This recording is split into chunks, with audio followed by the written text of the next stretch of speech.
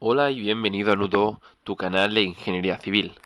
En el vídeo de hoy hablamos sobre el plan Rabasa-IKEA, políticos, empresarios y profesionales. El plan Rabasa y su colofón de IKEA es el paradigma de lo que conocemos como urbanismo del promotor, un modelo de producción de suelo que envuelve a actores públicos y privados, políticos, empresarios y profesionales en torno a un proceso dominado por la iniciativa privada.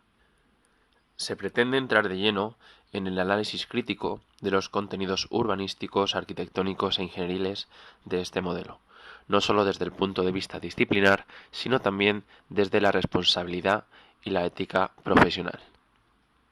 Explicar estas dimensiones del urbanismo del promotor a través de la operación Rabasa-IKEA es la finalidad de esta mesa redonda. Antes de empezar, quiero pedir disculpas por los errores técnicos que hemos tenido en la realización de este vídeo.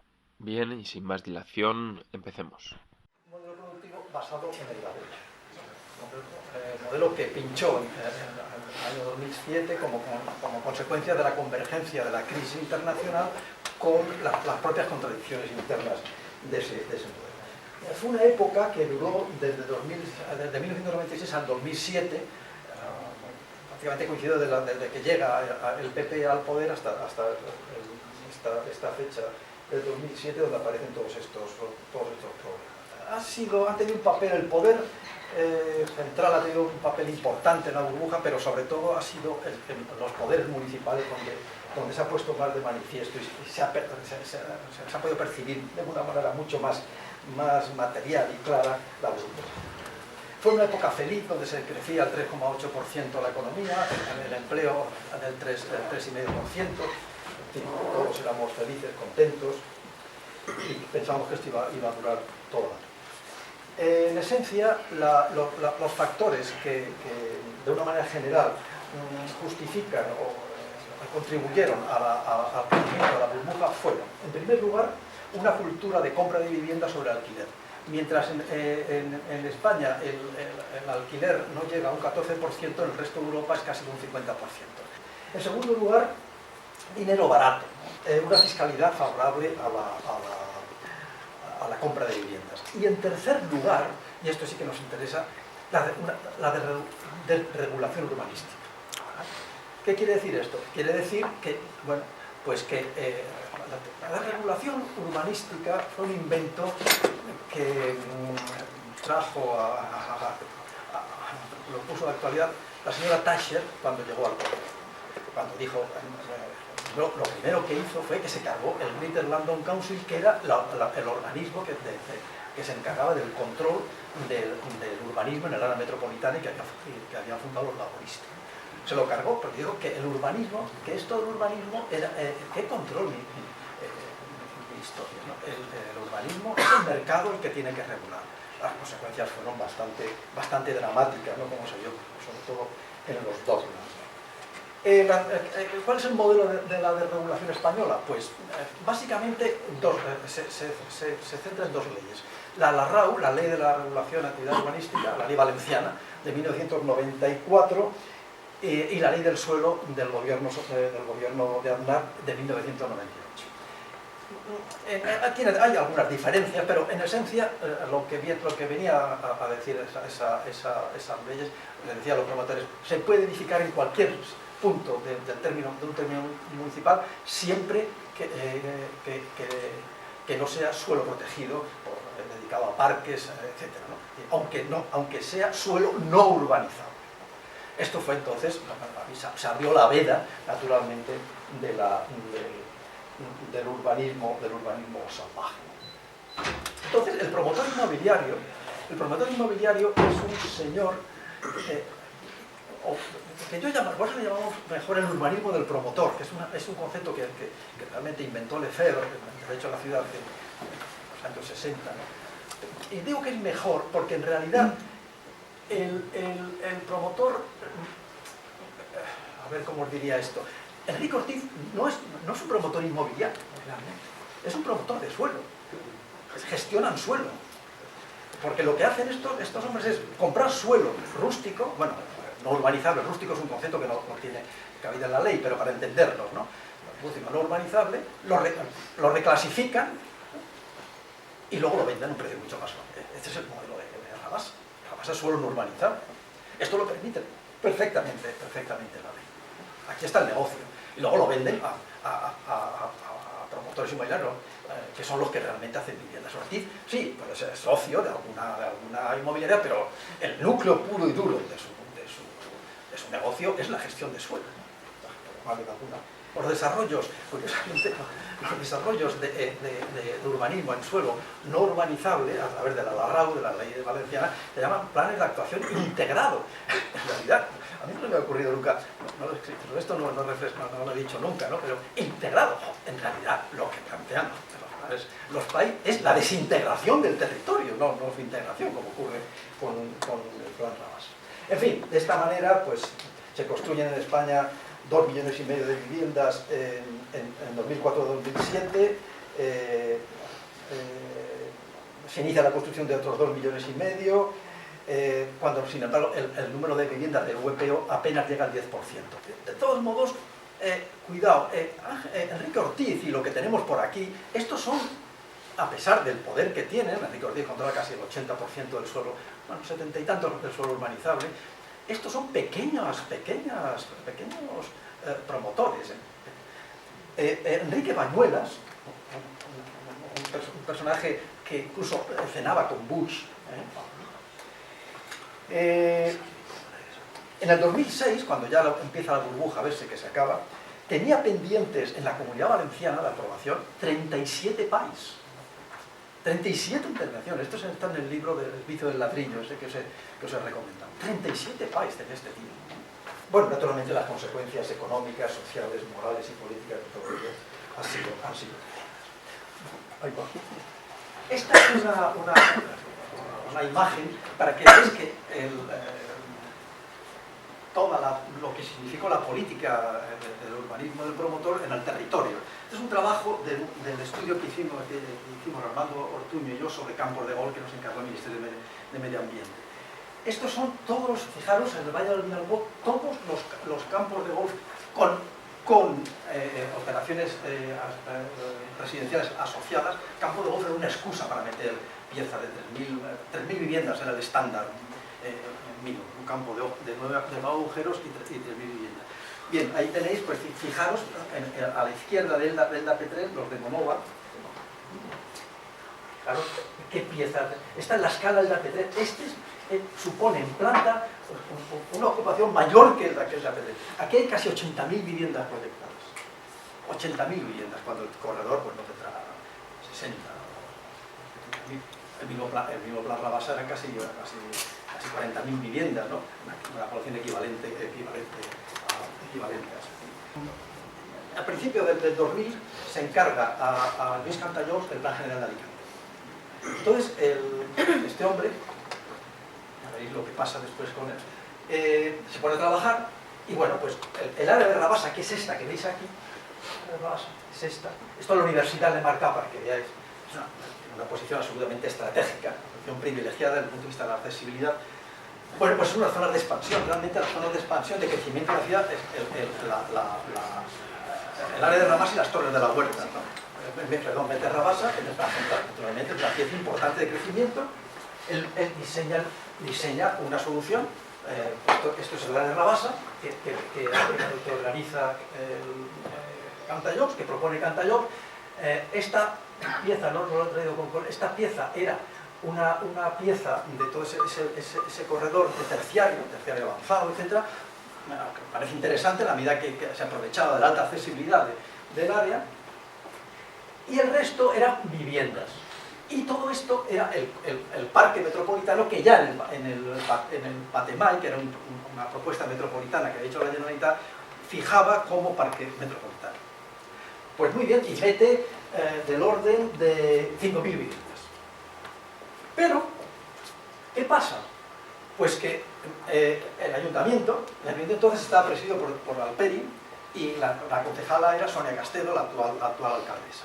Entonces, el ayuntamiento, la concejalía de urbanismo, le dice que baje de 5.000 que son muchas, que las baje. Y entonces propone 4.000. Bien, no le dicen nada y de pronto le manda una carta a la concejala de urbanismo y le dice, sáqueme usted Rabasa del plan general, que lo vamos a tramitar independientemente. Se podía hacer con la RAL, con los urbanizadores se podía hacer. Y ahí es cuando nosotros, algunos ciudadanos empezamos a inquietarnos. Dime, Armando. No, José Ramón, que le digas a los chavales, a lo mejor no puedes decírselo, simplemente, ¿por qué eso de 5.000 viviendas y luego 4.000? ¿Qué estudios técnicos avalan que se digan exacto, 30.000, 40.000, 5.000 o 1.000? Armando, eso tiene razón, es decir, esto es importante porque tiene que ver con nuestra oposición a que se saque del plan general, en la medida que es el plan general el documento donde se puede definir en cada punto del territorio lo que hay que hacer, porque es el que te permite una visión de todo el territorio, de toda la ciudad y todos los procesos que tienen lugar. Pero si lo sacas y te pones a trabajar y defines además, que nadie sabe por qué, se sacan de pronto 15.000 viviendas. Es decir, primero se dice que no, que 5.000 son muchas, y luego me lo quitas y encima 15.000 viviendas. Naturalmente fuera del plan general. Esto, el redactor del plan general no tiene nada que decir. Usted se calla y sigue haciendo el plan. Y bueno, ya veremos al final cómo quedaría. Al final a Cantallo lo echaron, ¿no? Ahora nunca se dio ninguna explicación de esto. Nunca se dio ninguna explicación de por qué se había hecho, en absoluto. Durante la misma que tú digas ha sido inexistente completamente. Finalmente, Cantallops lo echan, ¿no? Fijaros mal. Cantallops era catedrático de urbanismo de la Escuela de Arquitectura, o sea, un hombre de bastante prestigio que puede haber cometido errores, pero yo creo que los errores que cometió aquí fue porque pasaban de él completamente. El PGU parece haber sido elaborado por estudiantes del último curso de arquitectura. Esto realmente, esto lo dice un alcalde, es que se descalifica el mismo, ¿verdad? Este es el plan que se saca. El segundo plan, porque hubo dos exposiciones al público, el primero era mucho más chapuza todavía que este. Es un plan absolutamente rutinario. Está concebido como si fuese con el mismo concepto de sector de una unidad de 200 viviendas, ¿no? Cuando en realidad es como una ciudad nueva. Son 3 piezas muy segregadas, la zona del Gallo, que es esta, la zona de la universidad y esta que es la zona del barrio de Rabasa. El resto eran zonas verdes, que en realidad, bueno, pues efectivamente sí, la oferta de zona verde era muy potente y eso es uno de los argumentos que se nos rodaba como las bendiciones, como una de las grandes bendiciones del plan. A raíz de estas circunstancias que vimos sospechosos, ¿no? Y alarmante de lo que estaba pasando, fue cuando se montó la plataforma contra el plan Rabasa, que luego derivó en la plataforma legislativa ciudadana. Bueno, al final se aprueba, en 2005-2006 se aprueba el plan en una reunión tremenda, ¿no? Donde los concejales socialistas además les suben el sueldo. Y veréis el entusiasmo. Mirad el entusiasmo como que sube. Como digo, no hubo ninguna explicación de qué era esto, de cómo, por qué, cuál era la estrategia de Rabasa, nadie explicó el plan. Hubo una mesa redonda que organizó el Colegio de Arquitectos donde nos sentamos para hablar del plan. Entonces, Pérez Segura, que ha fallecido, era el redactor del plan. Entonces yo, una hora, me tocó un turno hablando de las pegas que veía, desde el punto de vista urbanístico, sin entrar en ninguna otra consideración, ¿no? Bien, y luego le tocó a él hablar, ¿no? Y cuando llegó a él, dijo escuetamente lo siguiente: esto es lo que piensas tú. Me comprometo a que lo tengas la misma calidad que la renta libre. ¿Pero de qué? Pero si tú lo vas a vender a las viviendas, ¿eh? Y además el plan era absolutamente rutinario. Hay planes contemporáneos donde los temas de la sostenibilidad de la vivienda están incluidos en la normativa, ¿no? Esto no había ninguna medida de sostenibilidad para el consumo de agua, de energía en las viviendas, en absoluto.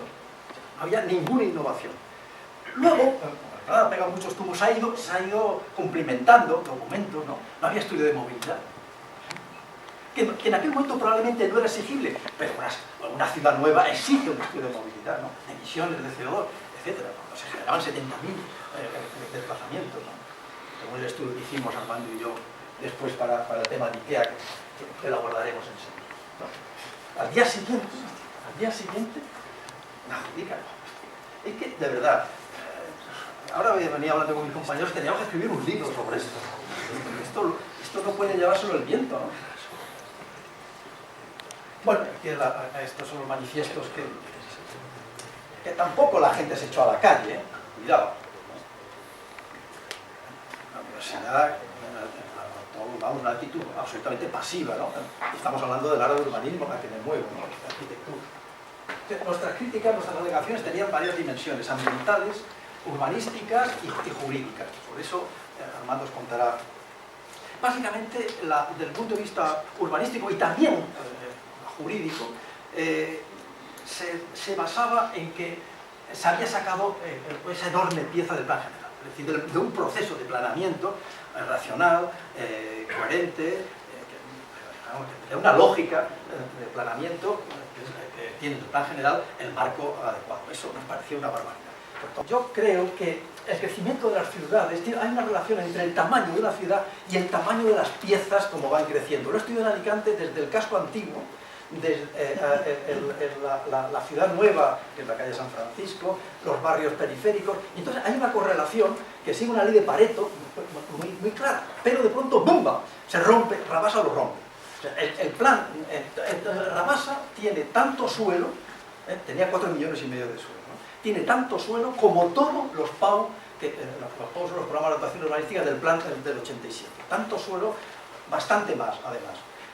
Y en segundo lugar, las críticas desde el punto de vista de la sostenibilidad. Prácticamente, la sostenibilidad consiste básicamente en poner límites al consumo de suelo, al consumo de recursos, al consumo de energía. El plan no contenía absolutamente ninguna propuesta en este sentido. Incluso el tema del agua fue uno de los que motivaron su suspensión por el Tribunal Superior de Justicia. La tipología, esta es una tipología del PAU 1 que es la misma. Es una tipología de manzanas con bloque abierto, volcado hacia el interior, sin fachadas, en realidad sin resolver la relación de la edificación con el espacio público. Esa relación se produce a través de una valla, hay una valla, entonces no hay una interacción no solo desde el punto de vista arquitectónico, sino desde el punto de vista urbanístico, desde el punto de vista social, ¿no? Toda la actividad semipública y pública se vuelca en los patios interiores. Ya lo he comentado, que en el PAU 1 no hay, es un archipiélago de manzanas, no hay fiestas de barrio, que es lo que identifica al sentido de la comunidad. Hay fiestas de urbas, de cada pequeña urbanización que le llaman a estas cosas. Es un completo despropósito. Hacía falta una base para viviendas de protección oficial, viviendas de protección oficial, que son, las viviendas de protección oficial eran en torno a un 60%, 70% del total. Era un buen número de viviendas, una cantidad bastante potente. Entonces, claro, llama la atención, fijaros la evolución de viviendas libres con relación a viviendas de VPO. Mira, esto es en 2003, ninguna. Entonces, ¿qué pasa? De pronto, o sea, no se habían preocupado para nada de desarrollar políticas de VPO, ¿no? Y de pronto quieren meter de golpe todas, cuando ya el negocio de las libres parece ser que no les interesa. Pero, en torno al 2008, ¡bumba!, aparece IKEA. IKEA, primero, hay algo que no tenía claro, lo he vuelto a ver estos días leyendo mis papeles. Primero se firma un contrato de compraventa de suelo al lado de los maristas, en el PAU 1, que lógicamente era solo la pieza de IKEA, porque ahí no caben 300.000 metros, estos son 300.000 metros, o sea, era solo IKEA. Pero de pronto, yo no sé qué pasa, que un año o dos después se cambian, hacen otro contrato de compraventa por el doble de pasta, ¿no?, con 300.000 metros en IKEA. En Rabasa, y entonces ya se trata no solo de IKEA, que es de la tienda IKEA, sino un gran centro comercial en conjunto que ocupa los 300.000 metros de su. Bueno, ¿y qué pasa con esto? Bien, pues no tiene ningún empacho el ayuntamiento y los técnicos que hay detrás en ¿Cómo se introduce en el plan? Porque aquí, acordaos que antes habían viviendas, ahí, ¿no? Estaba lleno de viviendas. Pues muy sencillo, con una modificación puntual. Y se cantan años. Una modificación puntual que yo, cuando estaba en la calle trabajando en temas de urbanismo, pues lo utilizaba pues, para rectificar una alineación de calle, un volumen que no estaba definido en los planes, pero aquí meter una pieza de 300.000 metros que supone un cambio radical. Pues, pensar en la movilidad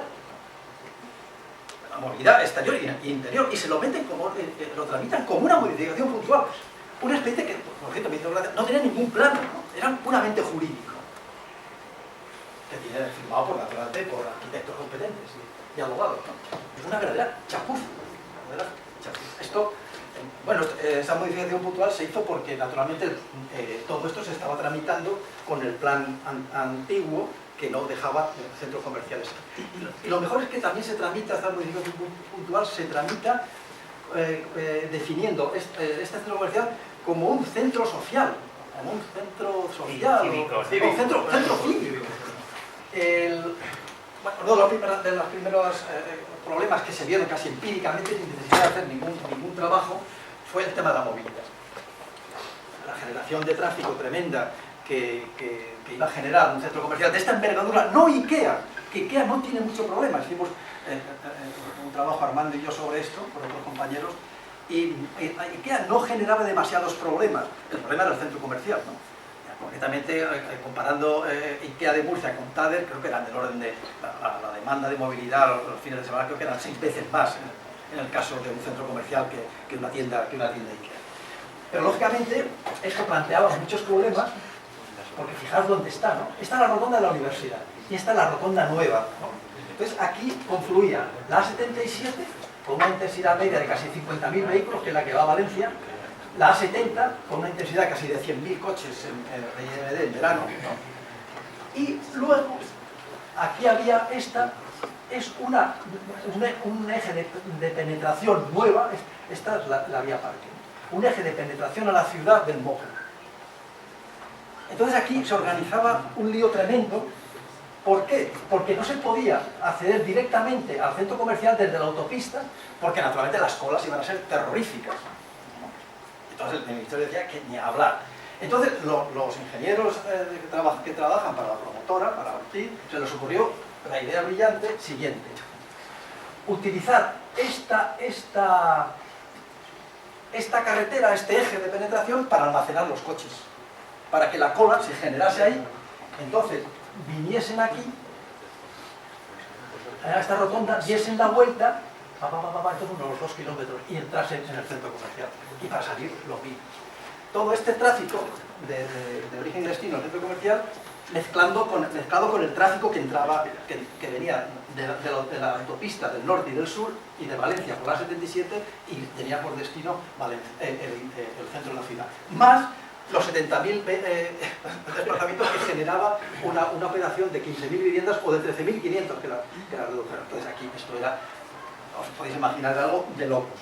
Naturalmente hicimos un informe en este sentido demoledor, y la solución se ha cambiado, ¿no? Se ha cambiado y ahora no sabemos, la verdad es que no sabemos cuál es, yo no la conozco. No se sabe, José Ramón. No han dado ninguna explicación de ninguna clase. Pero no se sabe. La cuestión se puede arreglar. No lo he traído, nosotros proyectamos una solución, un nudo, que bueno, ni en Los Ángeles hay esos nudos, ¿no?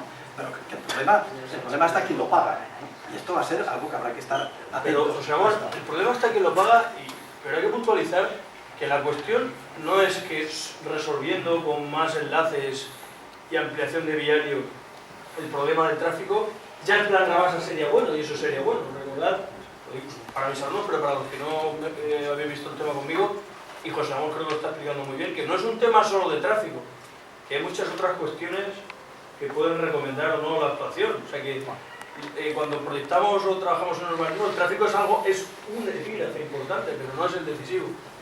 Entonces no confundáis con, bueno, pues se resuelve el viario y ya está bien. No, eso es absolutamente insuficiente. Bueno, estas son cosas, hablando de tráfico, ¿no? Estas noticias, no sé, como los estudiantes y los profesores de una escuela politécnica, dedicados al urbanismo, ¿cómo no nos echamos a la calle y a la ingeniería? El ayuntamiento deja más dedicar los informes a los impactos del tráfico y del medio ambiente. O sea, se deja a los promotores. Pero bueno, esto es meter al zorro con las gallinas, ¿no? Bien. Bueno, yo creo que con esto he extendido demasiado y doy la palabra a José Ramón. Bueno, pues muchas gracias, José Ramón, por la invitación, a vosotros por estar aquí. Como decía José Ramón, yo soy profesor de Derecho Constitucional. Una de mis primeras obligaciones fue, digamos, tratar de armar un equipo de gente que se opusiera a esto. Y yo he de reconocer que yo no sabía nada de todas estas cuestiones y sigo prácticamente sin saber. Aunque a fuerza de escribir artículos y documentarme, algunas lecciones de José Ramón y de Armando, por cierto, me han servido, pero yo en realidad no sabía ni sé nada de urbanismo. Yo había publicado un libro unos meses antes sobre Alicante, pero que era más bien sobre la construcción histórica de la identidad colectiva de la ciudad, ¿no? Yo, de hecho, por ejemplo, para que se hagan una idea de mis conocimientos, yo a los compañeros de la PIC les pido siempre, sobre todo a Armando, que me traduzca cuando se habla del tamaño de las piezas urbanísticas y del conjunto, que me lo traduzca en una unidad que entienda que es tamaño campo de fútbol. Que me digan, estos tantos miles de metros cuadrados es el equivalente a tanto campo de fútbol. Que a la medida esto del campus de la universidad. Es el campo de universidad y más o menos me aclaro. Y 4 veces. entonces, esto es muy...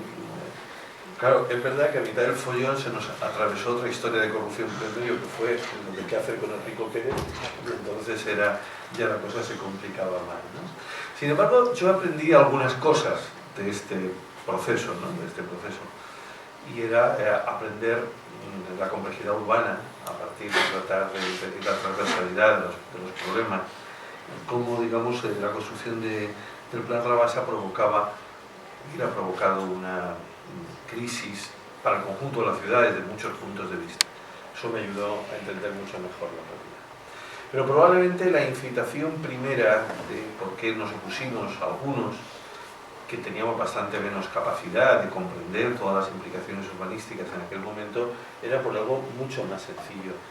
No se concibe democráticamente que un ciudadano, decirlo claramente, Enrico Ortiz, en connivencia con unos poderes políticos pueda controlar todo el devenir de una ciudad.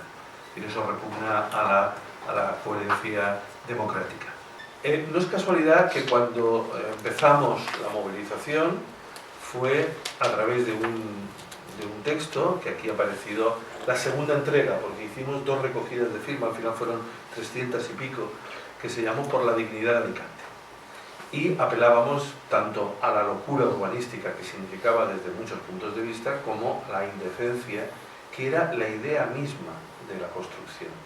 Incluso a la manipulación que se hizo de mucha gente de buena fe con el señuelo de construcciones de vivienda de protección oficial, vivienda social, como a nosotros, hay que decirlo, sobre todo desde el Partido Socialista, el Partido Popular simplemente pasó de nosotros, nos insultaba de vez en cuando, pero pasaba de nosotros, pero el Partido Socialista sí nos presionó mucho, porque claro, les preocupaban mucho las críticas que nosotros hacíamos, que digamos eran críticas, no se nos podía acusar de estar con el poder, aunque se nos llegó a acusar desde la fila socialista de estar comprados por otra inmobiliaria, ¿no? Pero bueno, la izquierda nos llamaban, los del PSOE nos llamaban la izquierda del caviar. La izquierda caviar, porque no queríamos que hubiera viviendas para los hijos de los obreros, los señoritos y cosas por el estilo. Bueno, el tiempo ciertamente ha acabado, en este caso sí, clarísimamente, poniendo a cada uno en su lugar. Hay que recordar, por ejemplo, que en aquel momento se prometió que aproximadamente en un año iba a haber viviendas de protección oficial disponible. Se decía, bueno, es absolutamente imposible, o sea, imposible. Y cómo se abrió una oficina que regalaban un llavero a los que iban a matricularse, y fue mucha gente, normalmente gente muy joven, de muy buena fe, a apuntarse, porque les iban prácticamente, creían, la propaganda era casi a regalar vivienda. Lo cual Enrico Ortiz lo utilizaba diciendo que es una especie de plebiscito. Es un poco lo del referéndum de la Generalitat Catalana en el plan urbanístico, ¿no? Es decir, venís de allí y estáis votando a favor del plan Rabasa, los que os apuntéis. Fue la primera victoria contra Enrico Ortiz, que presentamos una denuncia a la Agencia de Protección de Datos, por utilización impropia de los datos recogidos con esa finalidad, luego las utilizó con fines publicitarios y les pusieron una multa de 100.000 pesetas. Pequeñita. Pequeñita, no. Nosotros ya dijimos no queremos hundir su negocio tampoco. Bien, eso es un poco el clima, pero en la idea de la dignidad de Alicante encontramos mucho eco. Es verdad que no el que nos hubiera podido gustar, pero es verdad que muchos sectores sociales, por primera vez, y yo creo que este era el dato importante, por primera vez entendían que la deriva del urbanismo alicantino era ya absolutamente insostenible.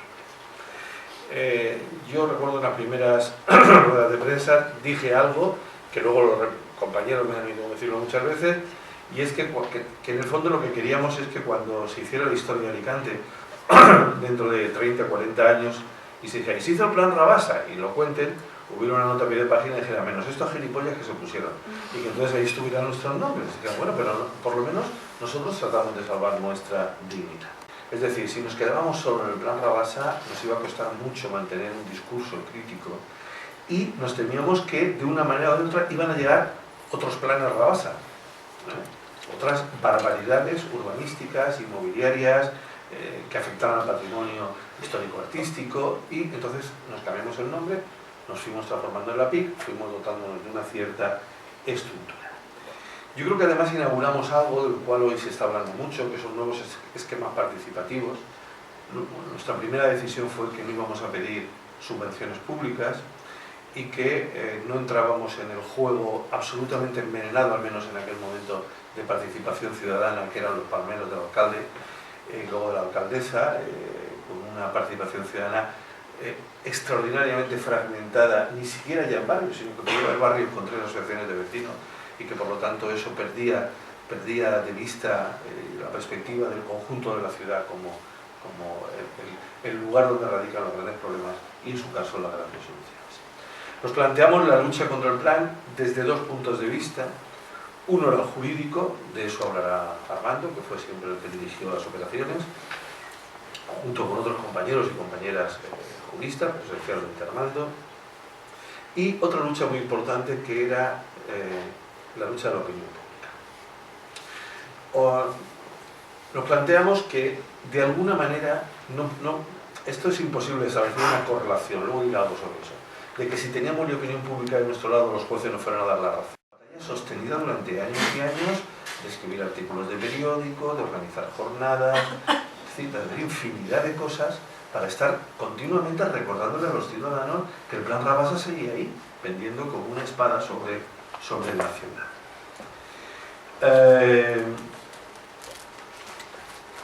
De todas maneras, también empezamos a decir muy pronto, algo que se convirtió en una convicción interna fortísima, y es que el plan Rabasa en realidad nunca se iba a hacer. El plan Rabasa, como tal plan Rabasa, nunca se iba a hacer. Porque intuíamos algo relacionado con la corrupción que hemos tardado muchos años luego en saberlo. Ha hecho falta las escuchas policiales, intervenciones de fiscalía y jueces. Nosotros, ciertamente, tenemos muchas intuiciones, pero no teníamos ninguna prueba que aportar. Que en realidad lo que a Enrique Ortiz le interesaba era el control del suelo, para a partir de ahí poder condicionar el desarrollo de toda la ciudad. Este es el gran proyecto, en definitiva. El gran proyecto, fijaos, político. Es un proyecto político. Hay una entrevista muy divertida en unas elecciones a Enrique Ortiz que le dice, bueno, ¿y usted a quién va a votar? Y dice, yo no lo voy a decir porque de mí dependen muchas familias en Alicante y no quiero influir. Claro, no quiero influir porque estaba en el yate con Ortiz, con Alperi, pagando el viaje semanal, con la otra en Andorra, en fin, no quiero influir en los ciudadanos. Bien. Bueno, el caso es que ese control lo veíamos aparecer. Aparecían propuestas insólitas. Yo no sé si recordáis, por ejemplo, de pronto apareció un día el alcalde diciendo que en Rabasa se iba a construir un supercentro de baloncesto. Y así vendrían los campeonatos del mundo en llano. Desde hace muchos años, mirad, Rabasa no era construido. Luego, todo el proyecto inmenso que se quería hacer en torno a Rico Pérez, que también se decía en relación con el plan Rabasa. Es decir, de pronto el plan Rabasa era el comodín que servía para todo. Bueno, Perdona, también hay salió una foto de un arquitecto muy conocido, muy mediático, con Ortiz y la alcaldesa anunciando construir una ecociudad en Rabasa. Sí. También todas del humo. Sí, yo lo digo. Sí, ¿cómo se llama el arquitecto es tan famoso? Vegara, Alfonso Vegara, ¿no? Que yo recuerdo que era imitación de un proyecto que tiene construido en Navarra. Sí, es igual. Vale. Investigamos un poco y sacamos que no tenía absolutamente nada que ver. Aquello fue una maniobra para que la Diputación, quería decir algo, en las guerras internas del PP, de pronto Ripoll quiso hacer algo y se trajo a Vegara, que también había hecho el plan de ciudades inteligentes como dentro del plan estratégico de la Diputación. Y bueno, se presentó aquello, se le contestó y nunca más se supo. Fue si no hubo nada, ¿no? Y bien, bueno, pues, alabados a la Señora. Bien, como no voy a repetir, luego si queréis preguntáis todo esto, la verdad es que fueron montones de cosas. Se ha habido por el medio demandas judiciales, montones de visitas a delegado del gobierno, a la Confederación Hidrográfica, infinidad de cosas que la policía nos saca. Yo me acuerdo lo que sacó la policía una vez de un reno porque a Peri me llamaba fascista. O sea, siendo alcalde y un ciudadano que estaba allí, él me daba voces y me decía fascista, Manolo, fascista. Claro, yo es verdad que yo le decía sinvergüenza. Claro, yo me mantengo, ¿no? ¿Qué vamos a hacer? Pero lo que sí que es cierto, y es lo que ha cambiado en España en la percepción, ¿por qué la corrupción se convierte en uno de los principales problemas? Porque los ciudadanos por fin se convencen de que la corrupción existe. Durante muchos años nuestro mayor problema es que cuando hablábamos de esto no nos creía la gente. Claro, no nos creía la gente. O se nos contraatacaba con argumentos extraordinariamente penetrantes. Uno, que para vuestra futura formación os pediría que no calléis nunca, el discurso acrítico del progreso. Es decir, lo que se nos decía es que estéis contra el progreso. No se pueden poner puertas a la puerta. Hay que construir cuanta más vivienda, mejor. Esto es una locura, ¿no veis que esto se va a acabar? Imposible. Bueno, pues nada. Entonces, era imposible. Y de hecho, la ciudadanía no consideraría hoy que la corrupción es un problema gravísimo si no hubiera habido crisis. No tengamos ninguna duda. A mí esto no me llena de melancolía. Creo que los seres humanos hacemos análisis muy complejos de racionalidad acerca de lo que nos interesa, y eso, por ejemplo, determina quién se vota. Y por lo tanto, bueno, yo estos discursos que cada día, hoy no sé cuántas veces se lo he leído esta mañana en Facebook, hay gente que todavía vota a los corruptos y tal, bueno, pues por algo será. Es decir, habrá que estudiarlo, porque yo no sufro mucho con este tipo de cosas, no quiero que lo hagan, pero no sufro mucho. Pero, claro, el problema está en que lo que algunos no pueden entender, por ejemplo, me vais a permitir el discurso, lo que Sonia Castedo no puede entender, es que después de haber escuchado todos lo que hemos escuchado y leído, por ejemplo, del caso Brudal, no se nos puede negar un conocimiento. Es decir, sabemos que han pasado determinadas cosas. ¿Que eso sea constitutivo de delito o no? Ya veremos.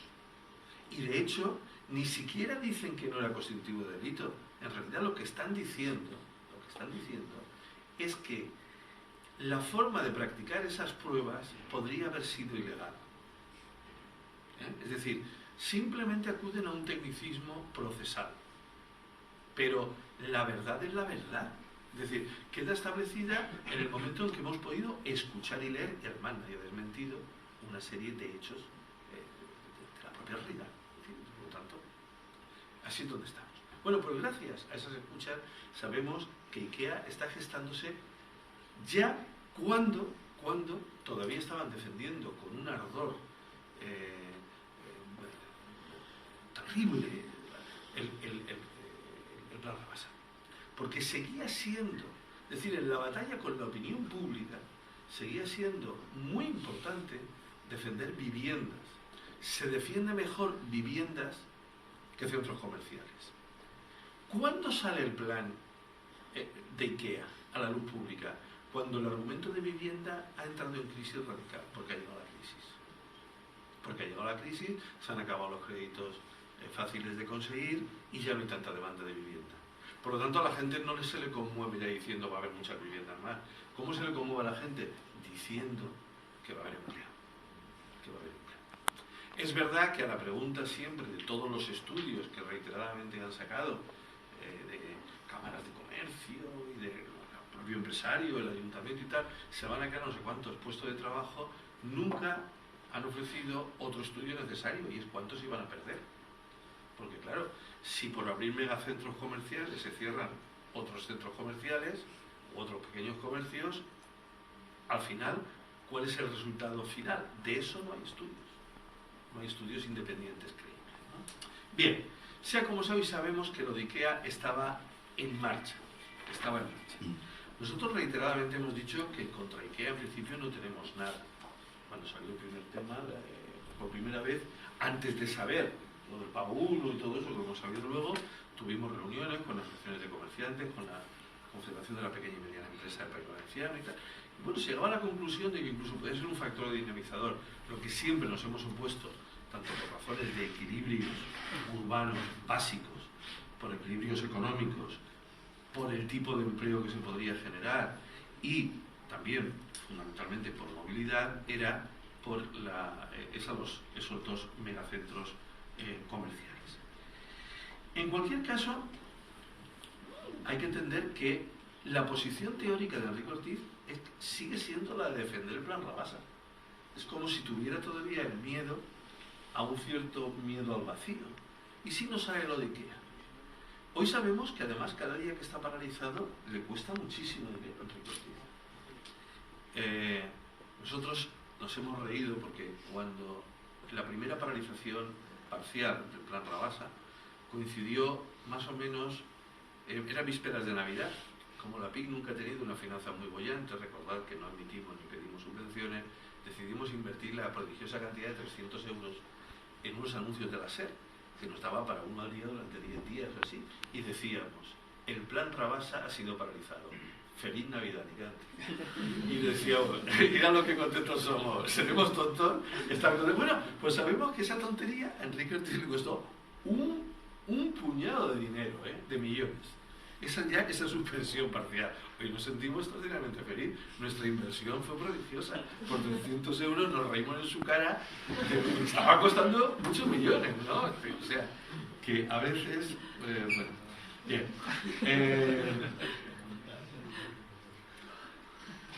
¿Por qué se ha producido, digamos, ese cambio y la situación actual que yo no voy a insistir mucho más?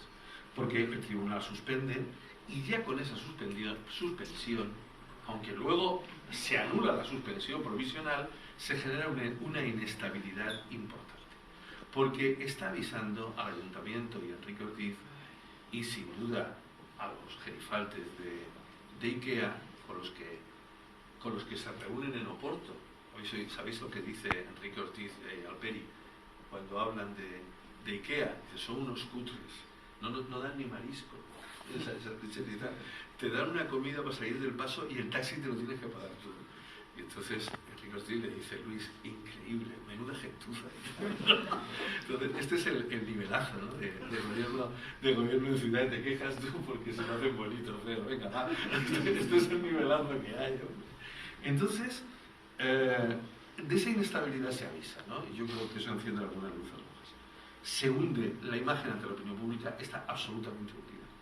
Y yo creo que a partir de ahí el Partido Popular sabe perfectamente que el plan Rabasa se le ha convertido de ser el mascarón de su gestión, se le convierte en un lastre tremendo y por eso tratan desesperadamente. Y en un primer momento yo creo que a Castedo le sale bien, pero muy poco tiempo, de maniobrar con la maniobra del empleo en torno a IKEA y con este discurso absolutamente ya cutre y terrible, ¿no? De se lo llevarán a Elche, ¿no? Se lo llevarán a Elche. Como contestó alguien, yo no sé si es verdad. No sabría ubicarlo aquí. No, porque los suelos enfrente de IKEA son del marido de la alcaldesa de Elche. Digo, bien, no hay mal que por bien no venga. Bueno, todo se complica además por la ineptitud, quiero decir, por la ineptitud forzada a veces y por la simple ineptitud de haber gobernado muchos años con la idea de que no hay enfrente a nadie. Al ciudadano se le puede manipular indefinidamente y que no hay oposición. La tramitación en sí, ya ha dado una serie de datos, es terrible. Sigue estando todo fuera del plan general de ordenación urbana.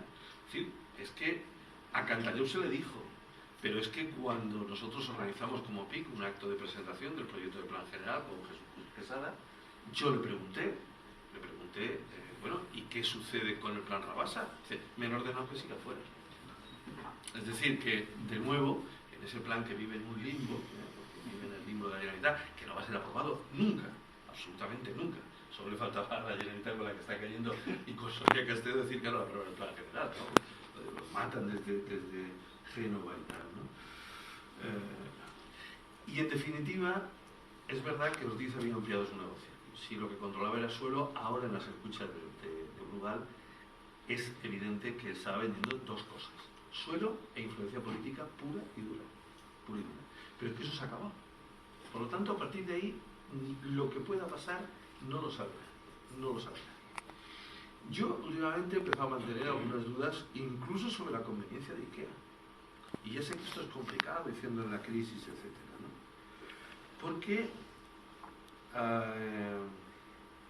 Porque no acaban de dar soluciones a los problemas de las conexiones, de la movilidad, etcétera. Pero porque además hay una realidad importante, y es que IKEA está jugando con mafiosos. Es que en la escucha de Brugal hay un momento en que el jefe de expansión en España, de IKEA y tal, le dice a Enrique Ortiz: ¿has visto cómo me llama la policía no sé qué? El mafioso español, soy tu amigo mafioso español. Y aquel le dice: sí, tiene mucha gracia, él es mi amigo mafioso, jaja. Es decir, bueno, es que eran conscientes los de IKEA que en su norma corporativa presumen de connivencia cero con ninguna corruptela, de que estaban jugando con corruptos. Es que estaban jugando con maniobras corruptas. Eso, por lo tanto, hay que... Ahora bien, yo estoy convencido de una cosa: en el mayo próximo va a haber cambio en el gobierno de Alicante y el gobierno de la Generalitat, y ahí es donde se va a dilucidar, ¿eh? Yo creo, lo que sí que creo que es importante es la presión a todos los grupos políticos para que este sea un tema clave en el próximo debate ante las próximas elecciones. Y una reflexión final. Yo creo que una de las crisis de Alicante, porque Alicante es una suma de crisis, y a mí esto me sabe mucho, muy mal decirlo, porque yo soy alicantino y quiero mucho Alicante, y he sido de la gestora de hogueras y todo, ¿no? Me creo todo, soy de Hércules y todo. Pero claro, la verdad es que Alicante está hecho unos zorros, ¿no? Y la crisis de autoestima de Alicante es terrible, ¿no? Yo tengo un niño que cumple 4 años ahora, y cuando nació me fui, lo primero que hice fue comprarle a Enrique Ortiz,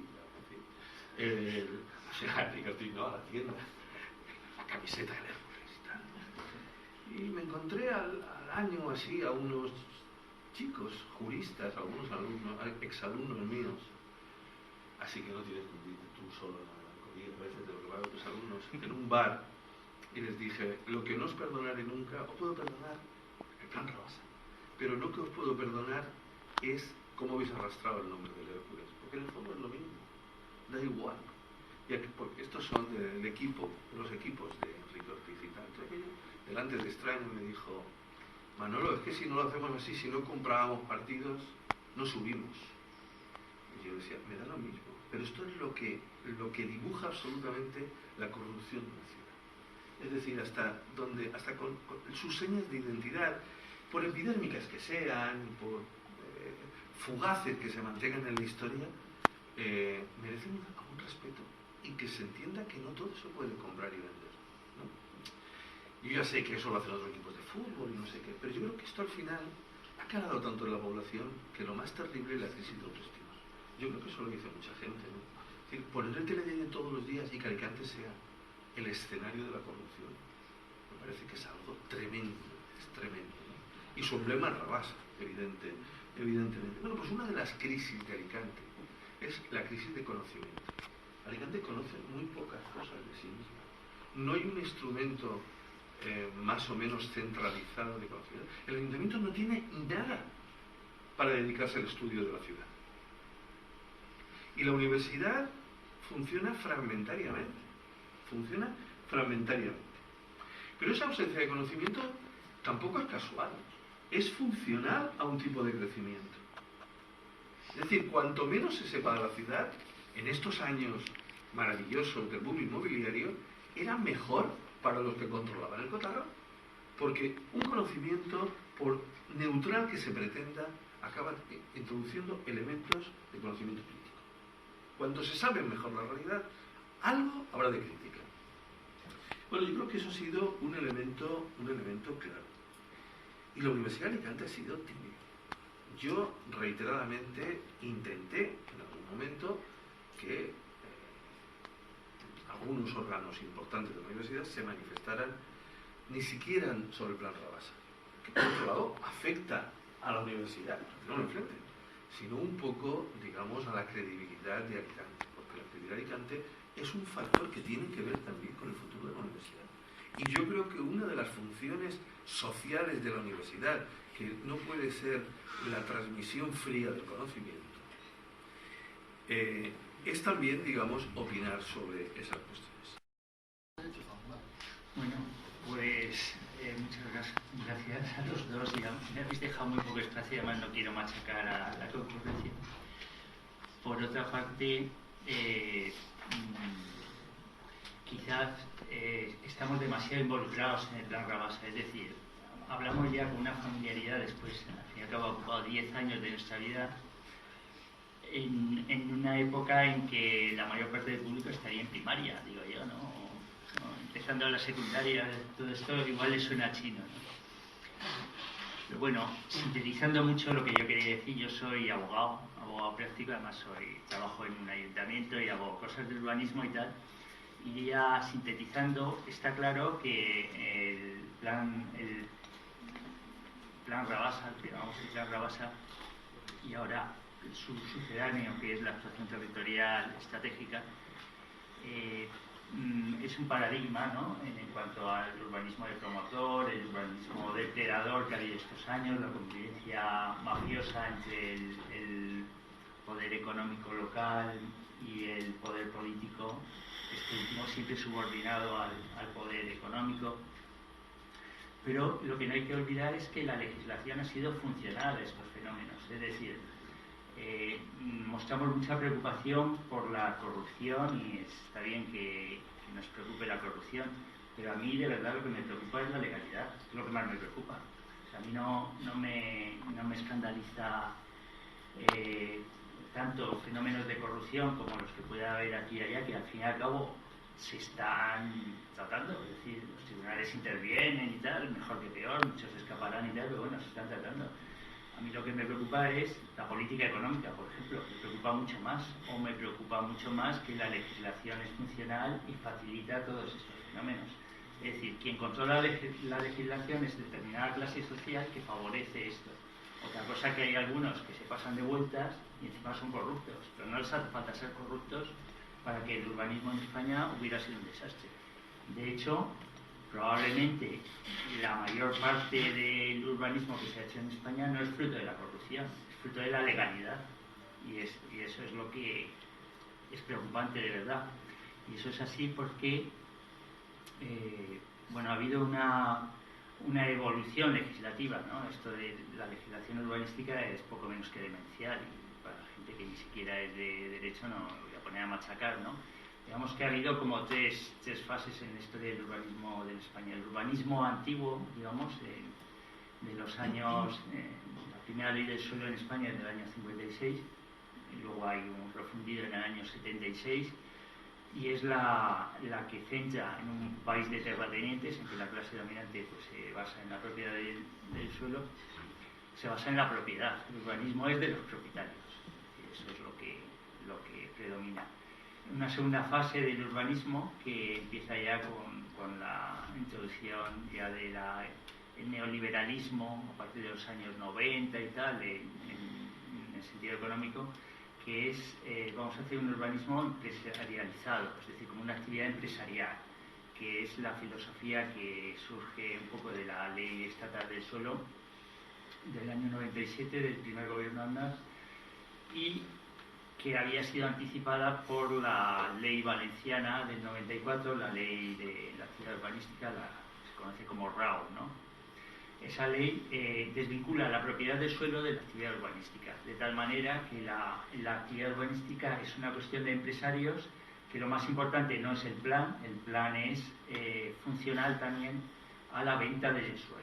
Es decir, lo importante es la gestión es una cosa de empresarios, los propietarios no tienen un papel relevante en el urbanismo, sino que son los que van a financiarlo a través de cuotas de urbanización, pero la iniciativa se va a centrar en un empresario específico que es el empresario urbanizador, ¿no? Y eso es la filosofía que anima no solo a la RAU, sino que se extiende por toda España al hilo de un neoliberalismo aplaudido por igual por los dos partidos del régimen, ¿no?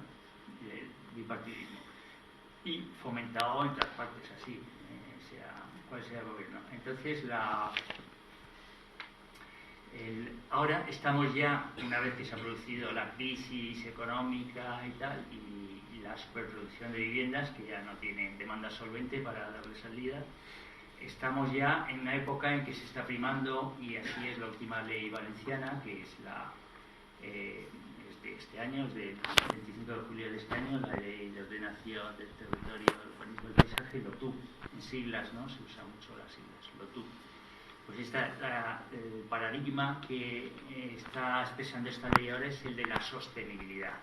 Es expresión del desarrollo sostenible. Esto también tiene antecedentes en la estrategia territorial valenciana, en las directivas europeas y tal. Pero claro, estamos en una época que ya el desarrollo sostenible, que quizá en alguna época tuvo algún sentido, ahora estamos en una época que yo creo que ya es totalmente insuficiente para determinar un urbanismo razonable. Yo diría que más que desarrollo sostenible, lo que nos hace falta es una retirada ordenada, ¿no? Porque no hay mucho más margen, ¿no?